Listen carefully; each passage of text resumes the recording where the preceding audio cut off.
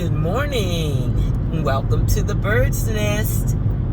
Please like, comment, and subscribe for all your NFL news, recaps, and gossip. Well, I have been so focused on the Browns that I haven't even talked about the rest of the shenanigans around the league. The Chiefs got the win yesterday, and now their opponent is slipping my mind because when I get on video, I just forget things. But the general consensus is the refs are back. Remember, they dragged them all the way to the Super Bowl last season, and I don't know what's been going on with them this season because I've never been a Chiefs girl, and so I never really paid attention to them. And then once you start winning too much and the refs are involved, then I don't even have interest in you. Like, I don't even want to see you in the Super Bowl. So I can't speak too much on the inner workings of the Chiefs. But according to social media, they had 0 penalties yesterday. I have never heard of that before. Because, boy, them refs throw those flags so quick you can't even hardly keep the game going. But they had 0 penalties yesterday. And they won. So good for them, because I know they were tired of losing and looking normal and regular like they are. Like they actually are. They're an aging team. You can't have it forever. So, congrats to them on the win. If that makes you happy to have the refs give you a win, good for you. The Jets.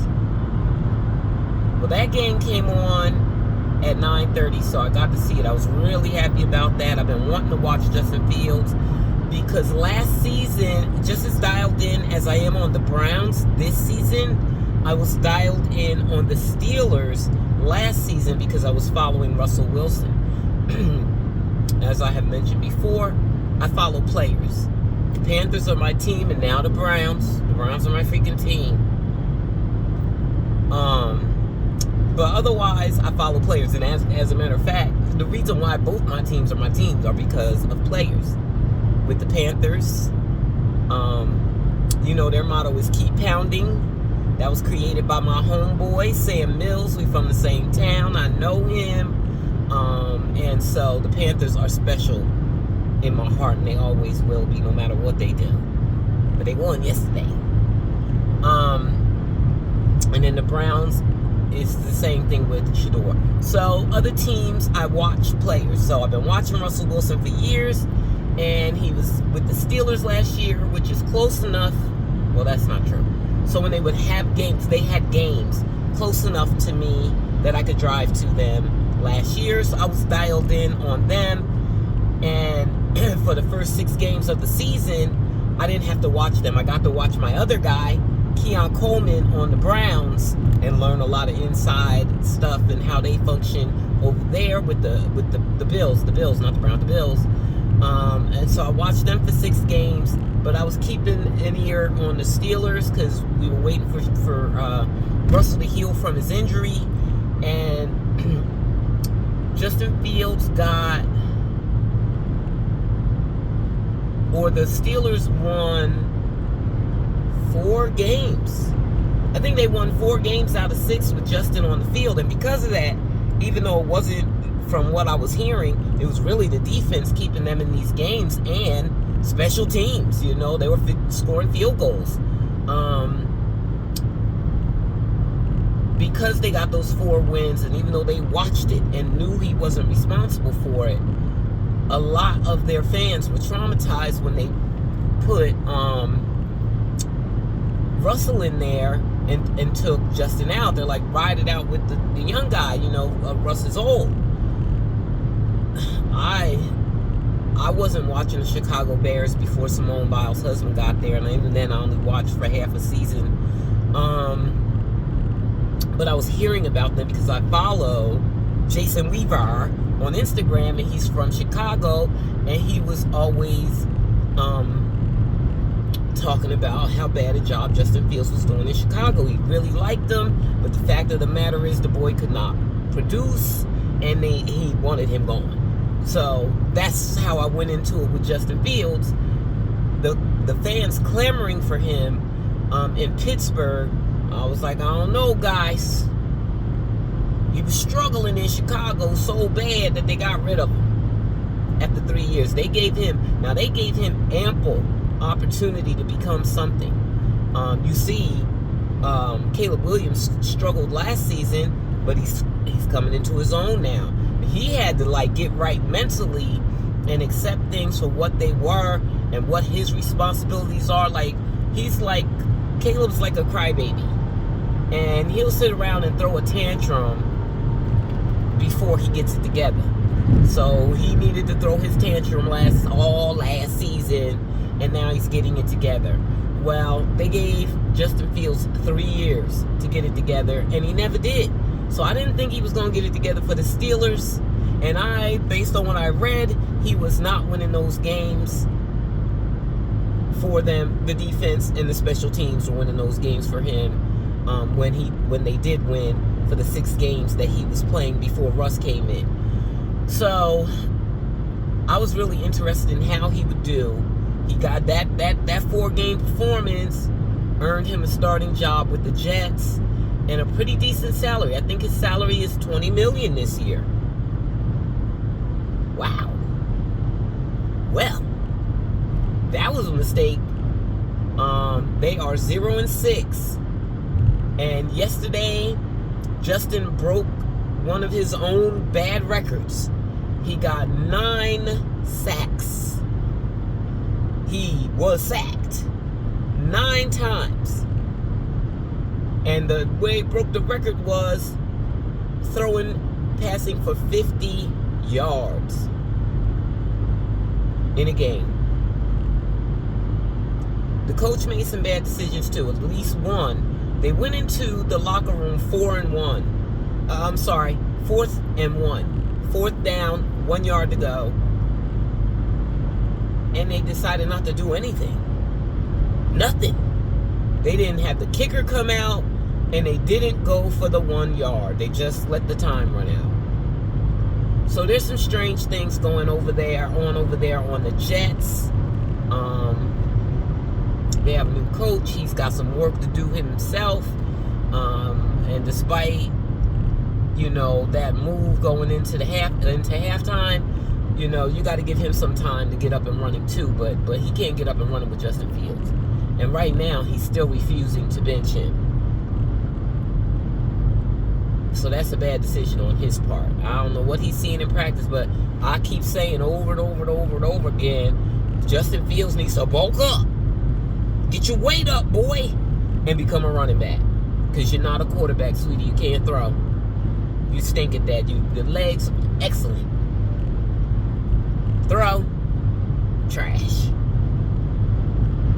So, bad as the Browns are, bad as the Panthers are, they ain't bad as the Jets. 0-6. I believe at this point they are the only team that has not won a game this season.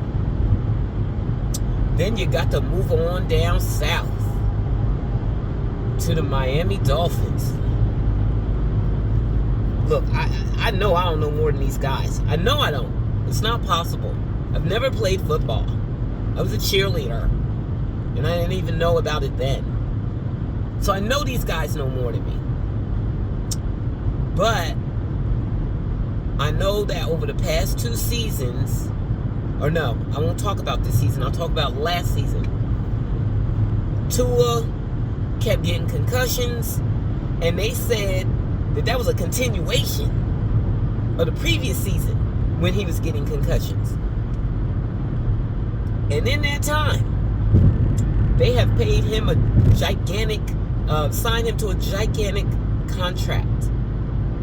When it seems to me he's on his way out the league for health matters. They need to get him out. You can't keep letting him get concussions. I don't know what's up with that. But Tua, lost again. And he threw his team completely under the bus to the media. He told them he tried to have a players only meeting, and people didn't even show up. So he's blaming them for their problems. Well, the problem is you already lost the locker room. That's the problem. So no, they're not showing up for your meetings. So he's like, do we need to make the meeting mandatory? Yeah, make it mandatory.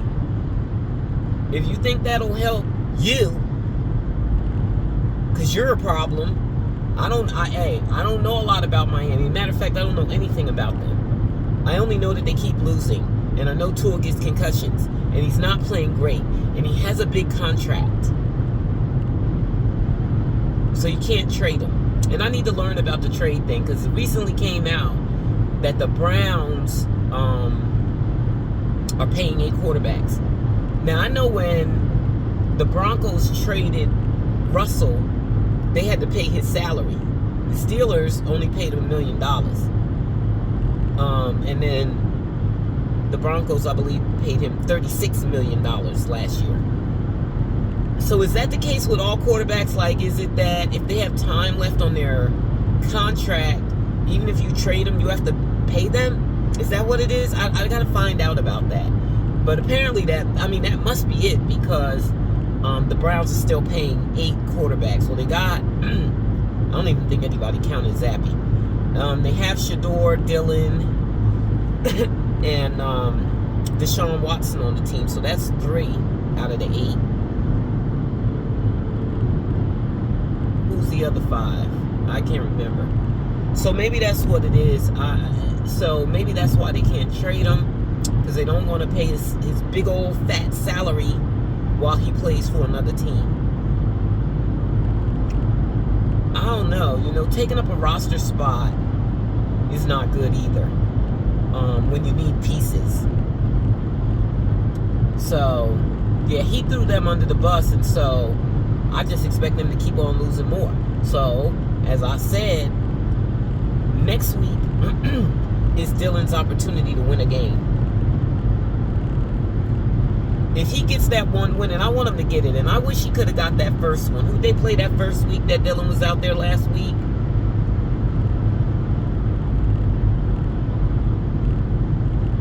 I thought they could have won this one too.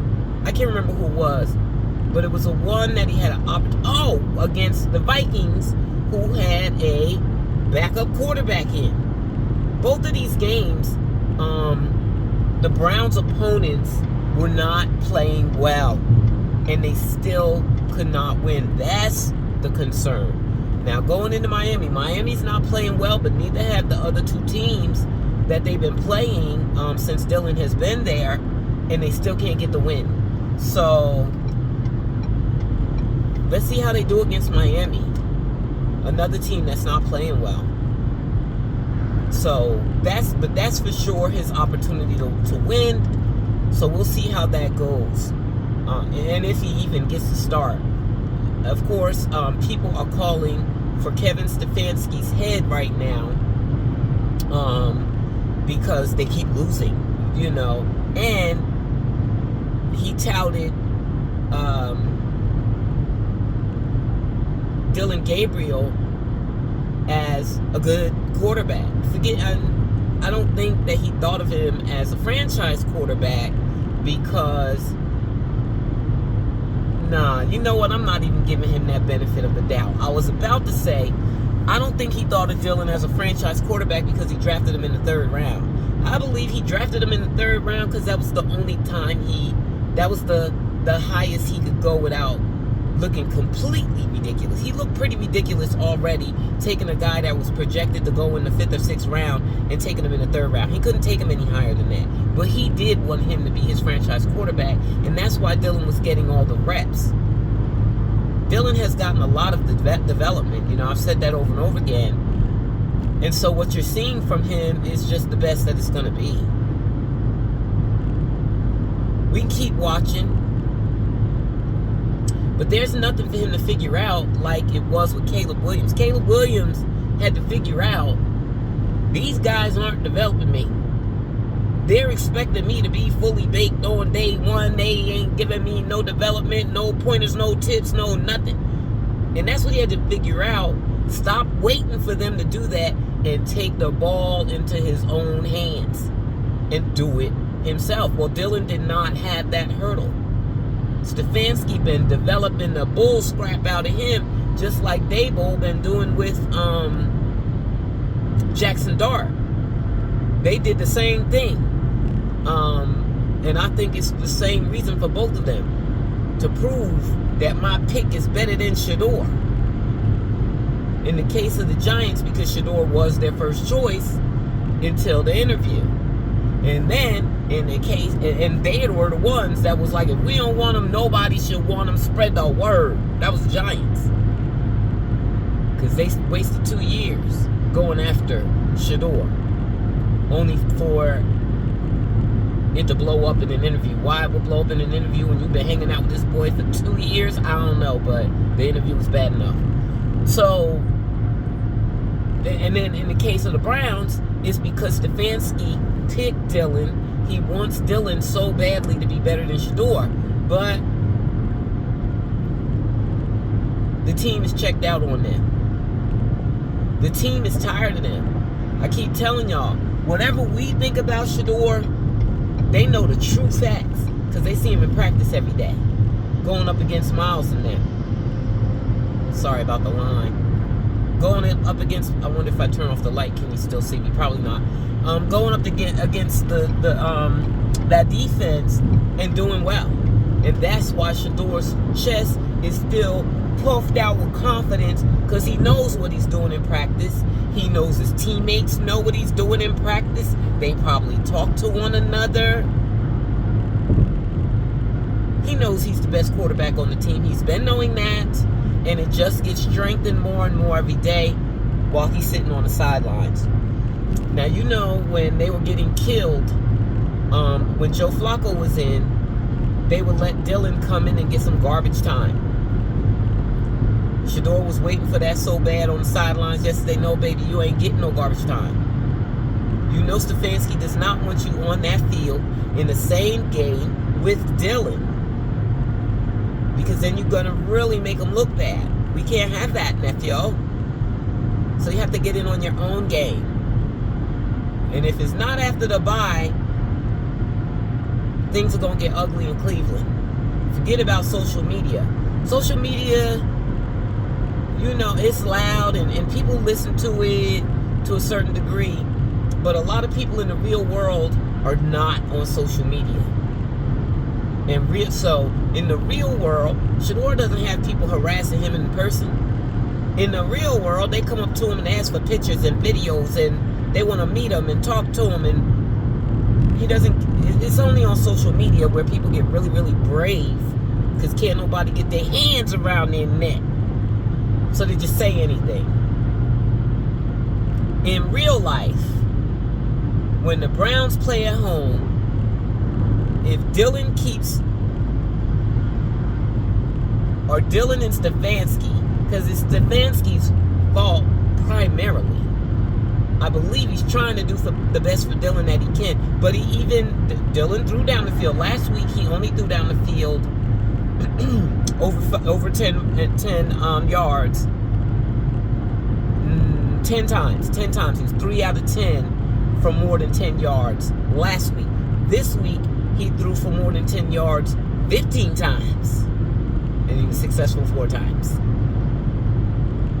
That's Stefanski's play calling that's making him throw all those short little passes. And he increased the number of them this week to, I think, so that he could say, well, I've been letting him throw. We haven't been using Quinshawn all the time. Remember, I told y'all, they nominated Dillon for Rookie of the Week, despite the fact that last week, Quinshawn was the one that kept him in the game. And although the Steelers do absolutely get some credit for shutting Quinshawn down, fact of the matter is, Stefanski played him less. So not only is he keeping Shedeur off the field, to make Dylan look good. Now he keeping Quinshawn off the field to make Dylan try to make Dylan look good. But Dylan can't look good because he's not good. He's a backup at best. So everybody sees that. So now you're going to put the boy in a position to be booed when they play at home. That's what's going to happen in real life.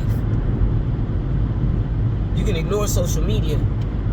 You can't ignore those boos on the field. Remember, y'all see what happened with Jackson Dart. Jackson Dart damn near got a concussion. We need to talk about that too.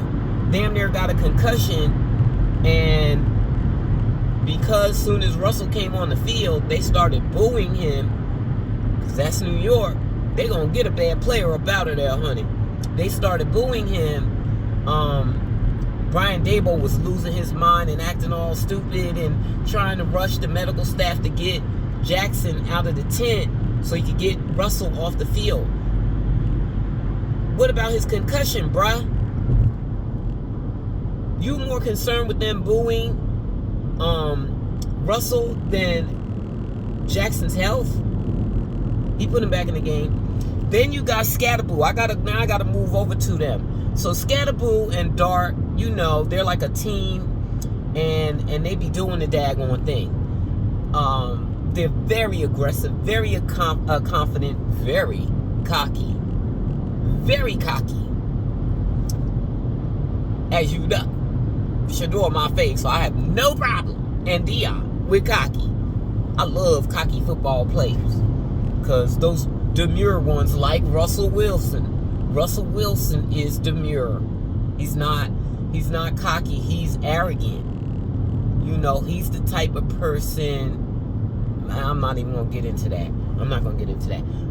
But he's not cocky, and he's not, like, his testosterone is not at a healthy level for me. But Jackson and Scatterboo are going crazy, but they're igniting the offense that people said was bad. Just like they say the Browns' offense is bad. They said the same thing about the Giants, but guess what? Jackson played his third NFL game today. He's 2 for 1. He's ignited. Him and Scatterboo have ignited the offense. Problem is, they're playing reckless. People gonna get film on them. Scatterboo been leading with his helmet so much. He wants to be a linebacker and a running back. He's gonna hurt himself. He's definitely gonna be concussion guy. He's gonna be concussion guy. That leading with the helmet and crashing into people with your head. Brian Daboll needs to get ahead of that, or else you're gonna lose him for the season eventually, at a minimum. Because you keep doing that head stuff, you know, worse things have happened. So they need to get a grip on that. And lastly, I'm gonna talk about my Panthers, who I've only been watching the highlights because of the number of games that come on at 1 o'clock. You just can't catch them all, and the Panthers don't be my priority because they be losing. But now I have to start watching them. Jimmy done played his second, Jimmy Horn Jr., that's my nephew. You know I am a CU auntie. So Jimmy is my nephew, and he's played the last 2 games and balled out in both. I said this. Now, it looks like the Browns may have won the draft because their young players, their rookies, are balling out, at least on defense. On offense, to the extent that Kevin Stefanski's bad play calling will allow. But after the draft, after I saw all that the Panthers had, I said, okay, now Bryce Young has all the pieces that he needs to be successful if he's capable of being successful. But I didn't want him to be successful because I wanted Shador to come to the Panthers. But he's being successful. I think they're like 3-3. That's 500, baby. And Jimmy Horn Jr. and I'm gonna call him TT because I don't know how to pronounce his name. Tet. Let's call him Tet. His name starts with T-E-T, last name, I think, or first name. I'm so sorry. I'm gonna start paying attention to my team. Look, they be losing so long that I don't be paying attention to them. But I knew they had pieces on offense. Over the past 2 seasons, they've been stockpiling them to help Bryce. And it's starting to pay dividends, man. It's starting to pay. And I knew Jimmy Horn Jr. went in the 6th round, but just like Shedeur for sure was not a 5th round talent, Jimmy Horn Jr. was not a 6th round talent. I knew that. And he's showing it. He been showing it all along. Even he balled out so hard in training camp, he was talking to town in Carolina. It didn't get him to wide receiver 1, but it got him to wide receiver 2. I'm sorry, second string wide receiver. That's not necessarily wide receiver 2. Second string wide receiver as a 6th round draft pick. That was awesome already. But he's there now. He's in. He's explosive. He's catching those. He's getting separation. Keep an eye out on my Panthers. Yeah, I don't have nothing shady to say about them. But boy, I can't wait to see this Miami Cleveland Browns game next week. Because after he threw his team under the bus, I think they're going to be checked out on your boy Tua next week. He might get a concussion in that game. I think they checked out. They already were checked out, but now he done threw them under the bus to the media, blaming them for losing. So that's going to be an interesting game. I'm even interested to see now who's going to be the starter. Because Dillon is bad. And I don't know when they're going to pull him. I don't think they should pull him before 4 games. If Flacco got 4 games, Dillon should get 4 games. So that you can properly evaluate him. I know that first game people seem to like, although I thought it was not good. It was check down, and they lost. And then the second game was really bad. So give 4 games. Let's see the next 2 games how he looks. And then go ahead and move on to Shedeur and see how he looks. Give him 4 games. And if he doesn't take the job, that's what I keep saying. When Dillon came in, it was his responsibility. Every quarterback that came in, it was their responsibility to take the job and keep it and run with it for the season. And so far, they haven't been able to do that. Dillon so far has not been able to do that. So I expect Shedeur to do it, just like Jackson Dart. People are like, Shedeur's not going to look good in this offense. He going to look better than everybody else because Shedeur has played in these conditions before, and the guys on the Browns are the best guys he's ever played with in his life. He's been playing with less talent since he's been in college and making it work. Now he's playing with NFL talent, and y'all think he ain't gonna ignite that offense? It's coming. Car full of flowers. Maybe she's an event planner. It's coming. And no, he's not gonna look as bad as the rest. Y'all trying to use that just as another excuse to keep him off the field. So I just wanted to give y'all some news about what was going on around the league and let y'all know that the Browns are not the only ones that stink, and they're not even the worst. Ain't nobody worse than the Jets, and no quarterback is worse than Justin Fields. Where's mine? So yeah, that's that. Thanks for listening, guys. Happy Monday. Have a great Monday. And don't forget, please like, comment, and subscribe. Mwah.